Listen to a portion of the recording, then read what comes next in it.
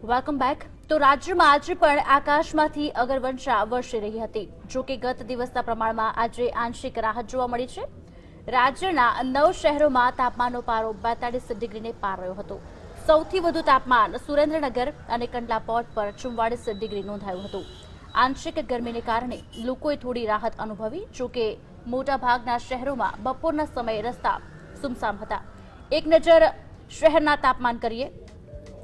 કેન્દ્ર સુરેન્દ્રનગરમાં 44 ડિગ્રી તાપમાન નોંધાયું, જ્યારે કંડલા એરપોર્ટ પર 44 ડિગ્રી તાપમાન નોંધાયું છે। અમરેલીમાં 43.6, જ્યારે ઈડરમાં 43.4 ડિગ્રી, રાજકોટમાં 43.1 ડિગ્રી, જ્યારે અમદાવાદમાં 43 ડિગ્રી તાપમાન નોંધાયું છે। ડીસામાં 42.7, જ્યારે ન્યૂ કંડલામાં 42.7 ડિગ્રી તાપમાન નોંધાયું છે।